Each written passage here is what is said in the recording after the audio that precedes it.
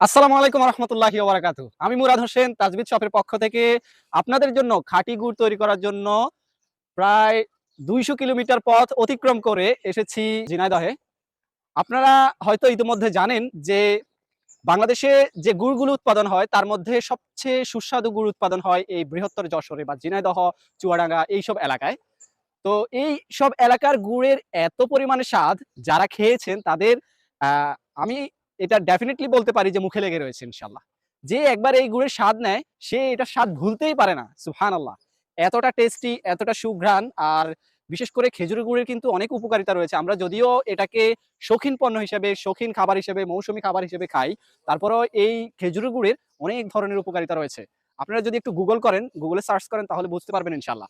তো আমরা আপনাদেরকে যেটা এনশিওর করতে চাই সেটা হলো আমরা আমরা চেষ্টা করতেছি আপনাদেরকে খাঁটি গুড়টা দেওয়ার জন্য এবং সম্পূর্ণ ফ্রেশ। দেখেন কতটা পরিষ্কার পরিচ্ছন্নতার সাথে আমাদের গুড়টা তৈরি করা হচ্ছে। এখানে যে গুড়টা রসটা জাল দেওয়া হচ্ছে এটাকে প্রথমে আমরা একবার ছাঁকি। ছাঁকার পরে আবার যখন এই ধরনের ফেনা হয়, এই ফেনাগুলোর উপরে যে আ যদি হালকা কোনো ময়লা থাকে সেগুলো আবার ছেঁকে ফেলা হয়। এভাবে বারবার ছাঁকার পরে আপনার এই গুড়টা উৎপাদন করা হয়। তো আমাদের এই গুড়টা কেন আপনি নিবেন? কেন আপনি আমাদের এই গুড়টা সংগ্রহ করবেন? এর অন্যতম কারণ হচ্ছে আমাদের গুড়ে কোনো প্রকার চুন, ফিটকিরি কিংবা হাইড্রোজ, তারপরে হচ্ছে আপনার সোডা এই ধরনের কোনো প্রকার কেমিক্যাল কোনো কিচ্ছু ব্যবহার করা হয় না ইনশাআল্লাহ। এটা সম্পূর্ণ ন্যাচারাল এবং রসকে জাল দিয়েই তৈরি করা হয়। তো আপনি আমাদের কাছে যে সকল ভেরিয়েন্ট পাবেন এই গুড়ের, এটা হচ্ছে লালি গুড় পাবেন, আপনি পাবেন রাব গুড় বা দানা গুড় যেটাকে বলে। আপনি এটাতে পাবেন আমাদের কাছে পাটালি গুড়। ইনশাআল্লাহ এই ৩ টা ভ্যারিয়েন্টে আপনারা আমাদের কাছ থেকে গুড় সংগ্রহ করতে পারবেন। তো দেশের যেকোনো প্রান্ত থেকে গুড় সংগ্রহ করতে চাইলে অবশ্যই আমাদের ইনবক্সে নক করুন অথবা আমাদেরকে কল করুন। ইনশাআল্লাহ আমরা আছি আপনাদের সেবায় নিয়োজিত তাজবিদ শপের পক্ষ থেকে। দেখতে থাকুন আমাদের প্রসেসটা কিভাবে তৈরি করা হচ্ছে। এখন রস জাল দেওয়া হচ্ছে। ইনশাআল্লাহ পর্যায়ক্রমিকভাবে আমরা আপনাদেরকে সবগুলো প্রসেস দেখাবো।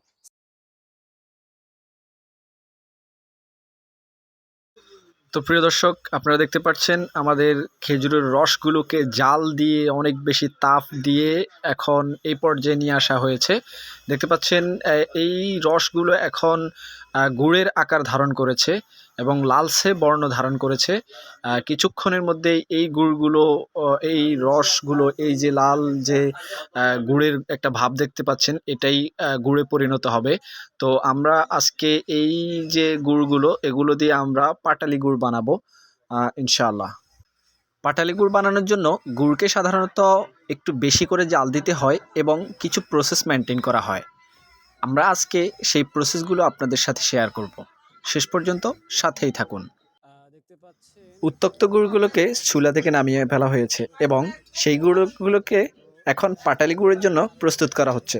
আপনারা জানেন পাটালি গুড় প্রস্তুত করতে হলে একটি বিশেষ ধরনের প্রক্রিয়া অবলম্বন করতে হয়, আর সেটি হলো গুড়গুলোকে নিয়ে একটি আলাদা স্থানে ঘষে বীজ তৈরি করতে হয় এবং পরবর্তীতে সেই বীজকে প্রত্যেকটি গুড়ের সাথে মিশিয়ে দিয়ে বিশেষ ধরনের যে কোনো ধরনের পাত্রে ঢালা হয় এবং যে পাত্রে ঢালবেন সেই পাত্রের শেপ তৈরি হবে। একেই বলা হয় পাটালি গুড়। আর এই পাটালি গুড়কে গ্রাম থেকে শহরে, দেশ থেকে বিদেশে প্রত্যেকেই এই শীতের মৌসুমে খুব চমৎকারভাবে উপভোগ করে থাকেন। পিঠাপুলি, পায়েস, পিন্নি থেকে শুরু করে বিভিন্ন ধরনের মজাদার খাদ্য তৈরি করে থাকেন এই পাটালি গুড় দিয়ে। বীজগুড় তৈরি করার পর গুড়গুলোকে এবার পাটালির জন্য ফয়েল বক্সে ঢালা হচ্ছে এবং এখানে ২-৩ ঘন্টা থাকার পরে এটি পাটালিতে পরিণত হবে। অতঃপর এটি চলে যাবে প্রত্যেক গ্রাহকের ঘরে ঘরে ইনশাআল্লাহ।